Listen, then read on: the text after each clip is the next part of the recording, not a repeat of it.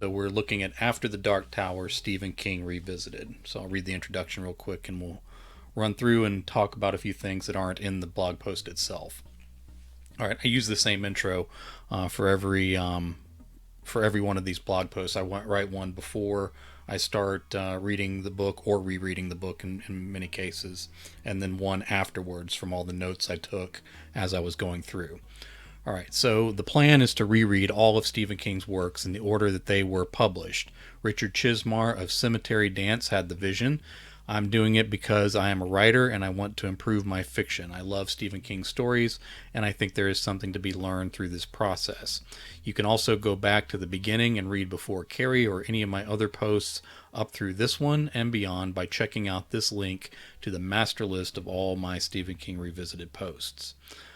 All right, diving right in again, The Dark Tower is the seventh book in the Dark Tower series that wraps it up. All right, I feel like I read multiple books with this final volume in the series, the titular The Dark Tower. It's appropriate that it received four subtitles: Reproduction, Revelation, Resumption, and Redemption. Now, all seven Dark Tower books apparently have a subtitle that's a single word that starts with an R. And I didn't know that until recently because it's not real obvious in the books. So I had to go back and find what some of the other ones were. Probably the word sacrifice might have been a more appropriate umbrella subtitle for this book, but it doesn't start with an R, now does it? All right, it opens on a battle instead of building toward one like the previous books. Father Callahan finds his redemption after the author lost track of him in the end of Salem's Lot. So you have a character from Salem's Lot that comes into the series. I'm going to try my best to be as spoiler free as possible, so I'm not going to throw out huge plot points or the conclusions of plot points, but just be aware that I am discussing the book, so there may be a few details that are touched on, but nothing that I think would ruin the book for me. Again, that's a judgment call on my part, but just so you're forewarned, we are talking about the book itself. It's interesting to me that in previous books you were always kind of building toward a battle, so there's some big thing that's coming, and sometimes it's a literal battle, and sometimes it's just the climax of whatever action they had going. And it's weird that almost King a lot of times was almost apologetic as he was reaching towards the battle, almost like he thought it couldn't live up to the hype. And so in a couple books he talked about like that when you finally got into a gun battle, it was just kind of 5 minutes of violence and stupidity. And so a lot of times he would play out these fights as if they were real, in the sense that, like, these battles didn't go on forever and ever and ever. The violence was quick and people died. In this one, you sort of begin with the battle, and part of it's because of how previous books ended, though. Stephen King mentions an object of some importance rolling under a table, and there, in quotation marks, like a certain paper boat, you may remember, it passes out of our tale forever. This final novel in the Dark Tower series may be the most meta and self-referential of all his books, and the author notes at the end King addresses the possibility that this may be metafiction, a term he apparently despises very much, but he leaned into heavily during the writing of this book anyway. How can it not be when he literally writes himself and his own books into the story? So again, as I'm about to talk about in this next paragraph, Stephen King is actually a character in the second half of this series. Now, I will say that I've read authors that have done that. Kurt Vonnegut, I believe, did it in one of his works. And I've seen other sort of lesser authors. I don't necessarily mean that as an insult, but authors of less renown than Vonnegut and King have written themselves into stories, and it kind of turns into a silly thing. I will say that not just this book, but all the books where Stephen King, the character, appears, he did a more admirable job of writing himself as a character than I've seen a lot of other authors do. So it wasn't a distracting thing. He didn't make himself a Mary Jane. It wasn't tongue in cheek all the way through. So in terms of that there being a possibility that could be highly distracting in a book, it really wasn't. Like, it was kind of an interesting way to go in. And in the author notes, he kind of explains why he felt that was necessary. And I'll let people read that for themselves if they're interested. All right, King is a character in this latter half of the series.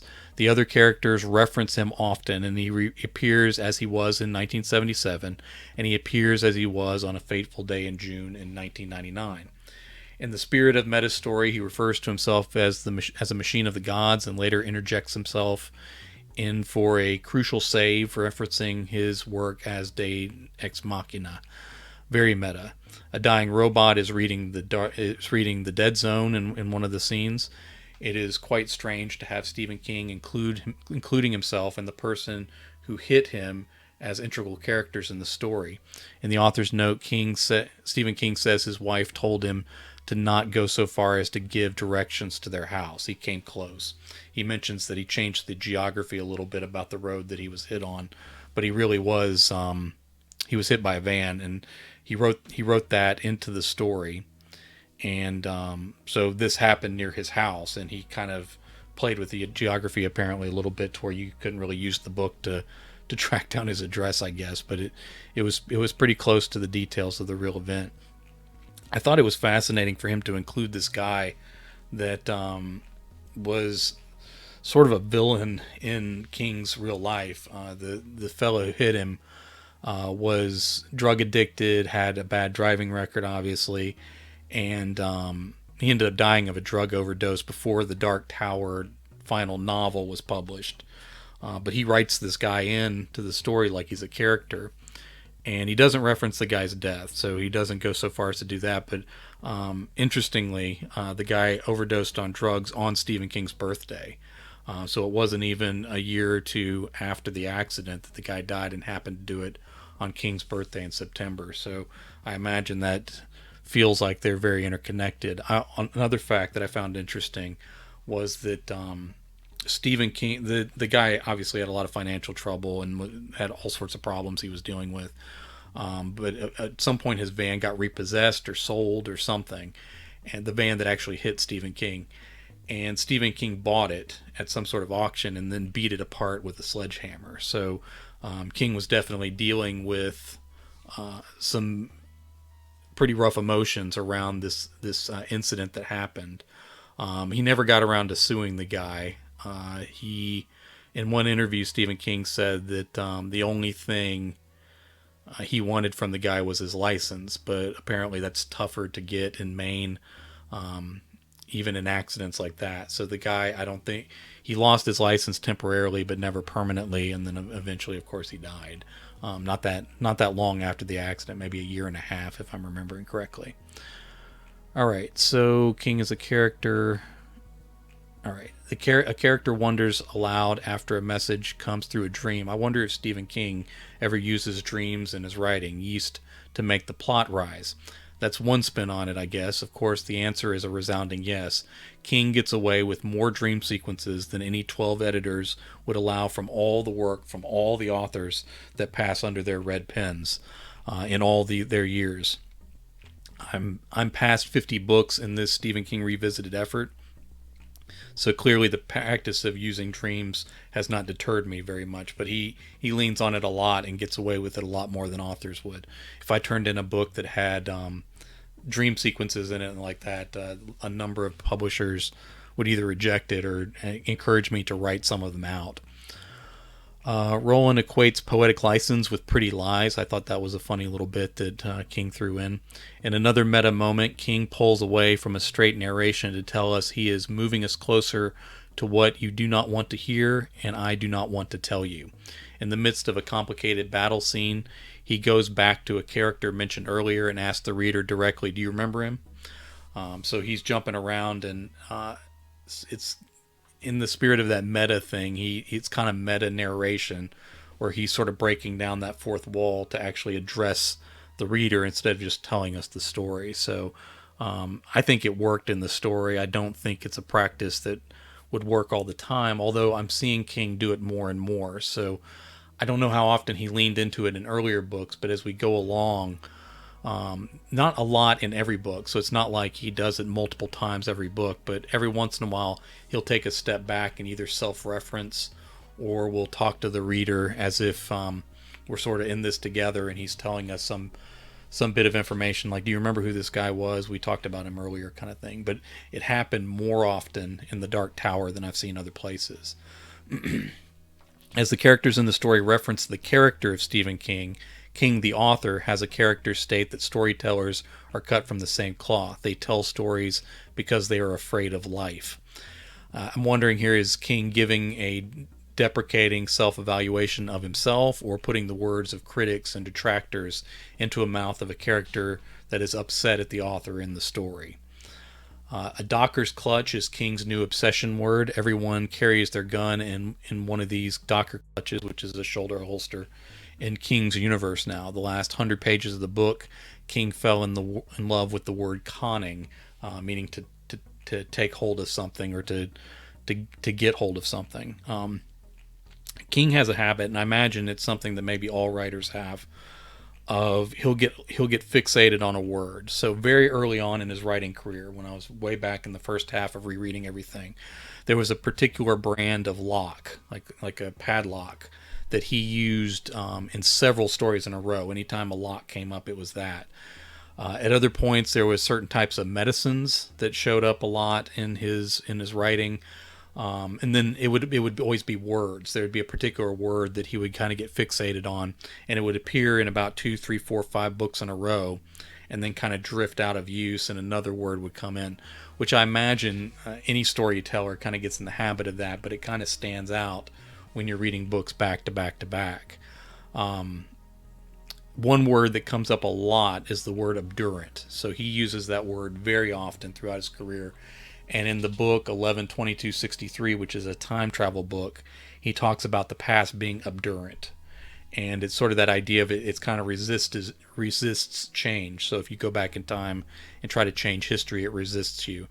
But that's a word he uses a lot, and I don't think he's aware of it, because I remember reading something about 11/22/63 where he said that his son suggested the word, and King thought it would be pretty good, but King was using that word all the time. So I don't know if he's just not aware that that's something he does. In On Writing, he talks about a sci-fi author that did a very bad job and used the word zest over and over again. And he kind of said, I'm not sure if I've ever used the word zest in any of my work. So as I've been reading through all these books, anytime the word zest shows up, it stands out to me because he mentioned it. The first time was in Salem's Lot. He used it one time, and it looked like he did it on purpose, like just to show that you can use that word and not have it be a distraction, like the author that was using it over and over. But then I would occasionally see it pop up in other places, never more than once per book, and not even in a lot of books. But every time I see it, it jumps out at me because he mentioned it particularly. All right, a number of reveals take place during a birthing process. Throughout the novel, characters change their minds and disagree with the assertions and assumptions of allies. At times it feels like King changed his own mind about pieces of themes he placed in the novel or the broader series earlier. Other times it feels like the chaos of real life. One of King's flaws as an author, if I may be so bold, is that a lot of times his characters in different places, different times, different situations all come to the same conclusion.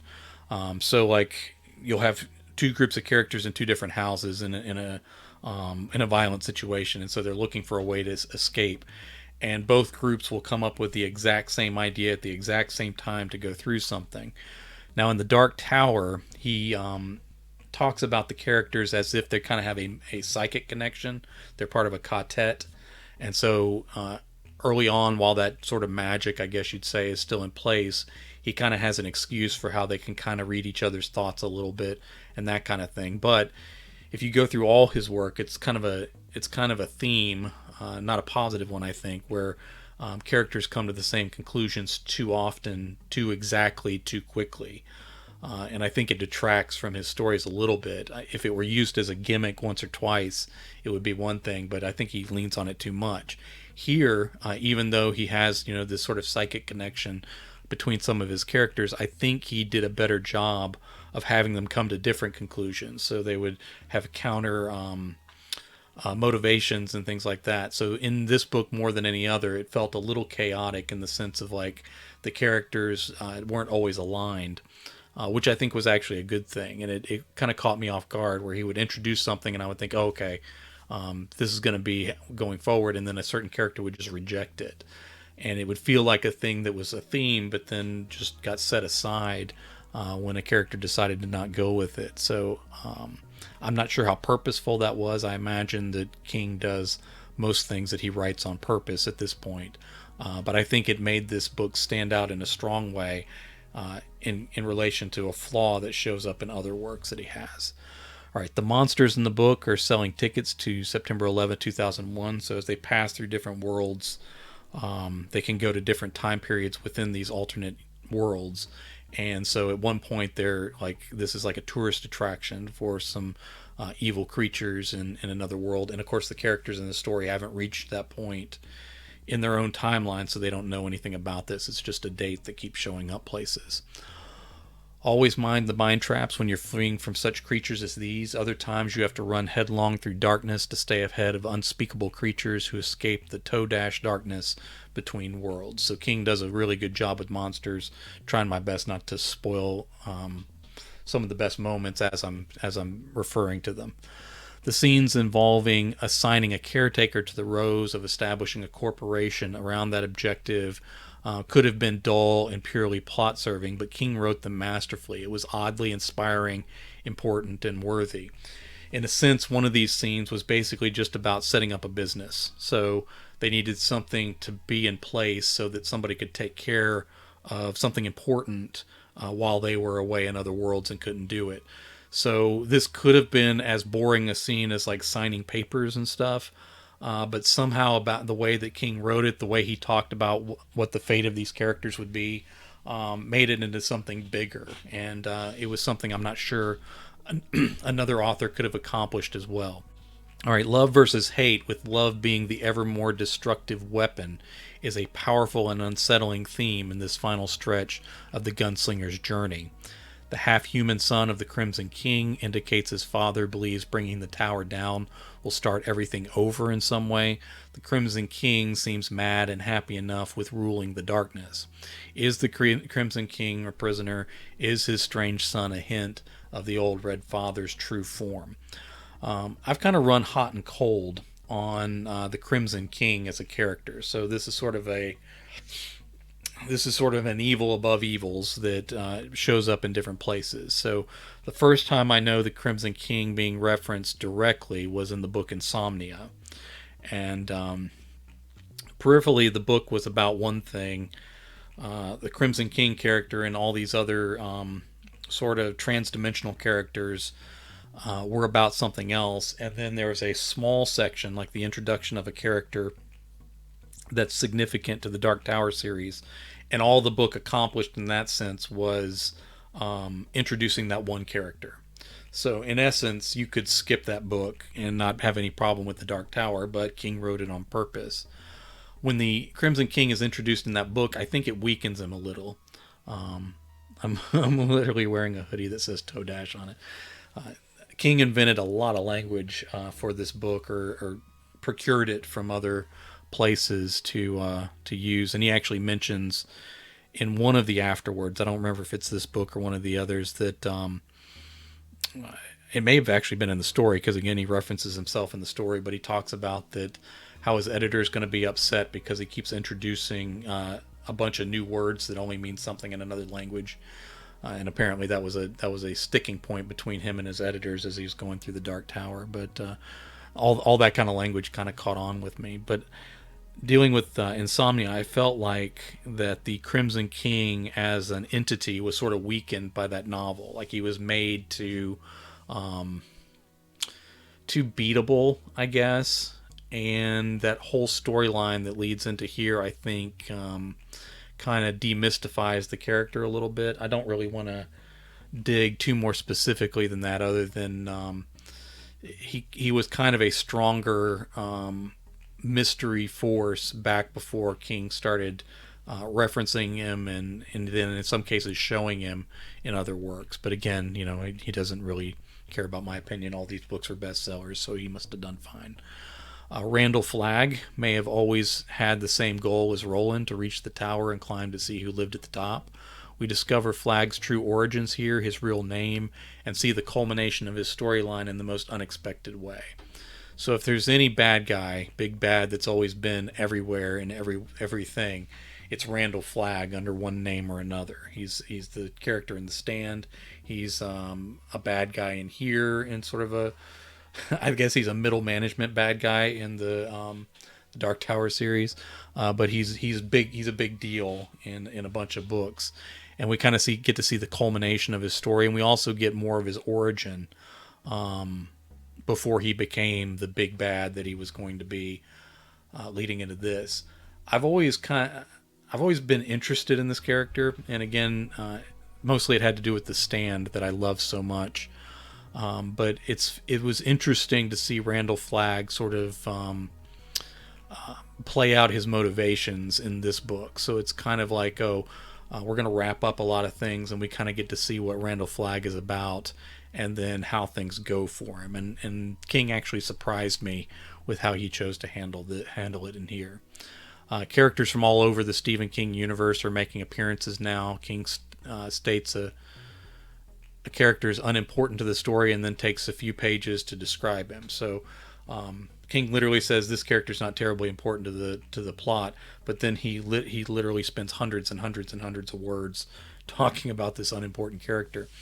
And then there's other characters that jump in. There's one from a short story that I particularly like, that is a part of this book, and so in essence, all these stories are coming in. All these characters are coming in to play their part in this grander story. The Sneetches, lightning bolts, and a robot named Dobie called a house elf make appearances here. Robert Browning's poem Childe Roland to the Dark Tower came is referenced directly in this novel, and then is included in the appendix. Every inspiration is an echo and whisper of something that exists in some other universe. So I'm actually in the middle of reading Faithful, which is a nonfiction baseball book, and I think the Harry Potter series was on King's mind, because he was taking the grandkids to see the movies that were coming out at that point in 2004 when he was writing this and when he was writing Faithful. So the idea is that because there are many more worlds than these, every story we write, every imagination we have, everything we invent in fiction has some kind of echo in some universe as a real thing. So it may not be exactly as we play it out, but every comic book character, everything from the Harry Potter series, everything from the Stephen King books, all of it exists somewhere in some form in at least one universe. And a lot of times these authors that are making these things up, these creators, are drawing on these sort of echoes from other universes that give ideas based on what's happening in that place, and then it sort of plays out in a different way in the story. In a great battle, King breaks between scenes of overlapping action by having a dividing conjunction. He does and then a dash. It is an effective technique in this case to show the chaos and frenzy of a conflict. So I was impressed by that, because again, it's a battle where a lot of things are going on at once. There's different people fighting in different places, and every time he breaks, it does sort of, I guess you'd say, a quick cut from one piece of the action to another place. He would say and dash separated, and then jump into the next thing. So you never really had any gradual transitions. You just, every time you saw that, it was an indicator that you were jumping somewhere else. And I think it kept the work fast paced. It's a thing I might like to steal, but I'm not sure how I could do it effectively in a story. So it's something I'm kind of filing in the back of my head that as an author I thought was pretty neat. I may not do it exactly the same way, but I would like to see if I can incorporate it at some point. When the Katet is broken, the end comes quickly, King says, but we're still less than halfway through the book when he says that, so it couldn't be that quickly.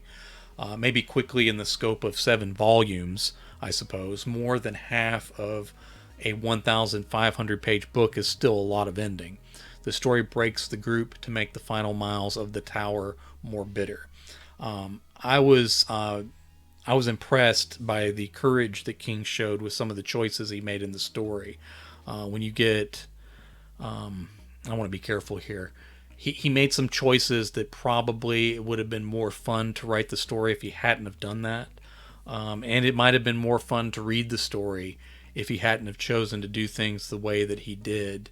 But I think it was the braver choice, and I think it added something to the characters as they sort of made this final journey towards the Dark Tower. A line in the book I like is "Never is a word God listens for when he needs a laugh." This is a good line. Another, "There's little in life so disheartening as constant cold." This struck close to home to me because I hate the cold. There was a point where I was out of my parents' house and living on my own when I was too young to do so. And the one thing I hated the most was being cold. So this section of the book where he plays out what it's like to be cold all the time, it really unnerved me a little bit. A bunch of E's in is King's spelling for a crazy person screaming. He uses it in this book, and then he uses it in a short story that really sticks in my mind. A character has a dream and decides they're leaving. That's one way to write them out, I guess. It seemed kind of abrupt. It wasn't a bad way to handle a particular character, but it kind of felt like out of nowhere. Like you just have a dream and decide, okay, I'm gonna step out of this story. But that's what happened. As we approach the end of the story, the characters could drive there in a day with vehicles they find and are offered as much. But no, decides the man dogging this tower for his entire life, he needs more time to prepare, so he decides to go on foot, which causes more trouble as it allows the author the space to tie up a bunch of plot points. Maybe it would be better to take the ride if you ever get another chance.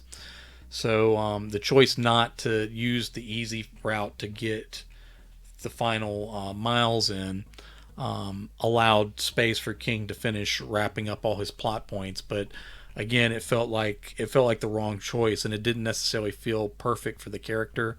Like a guy that's doing everything he can to reach the destination point decides to take more time.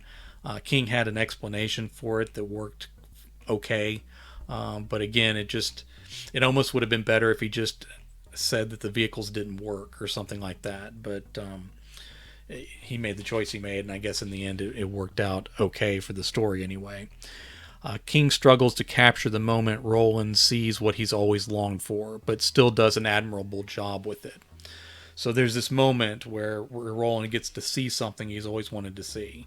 And in my mind, there's almost no way to make that not anticlimactic. Like, if you've been building towards this thing for 7 books, I can't imagine that you can't fall short a little bit.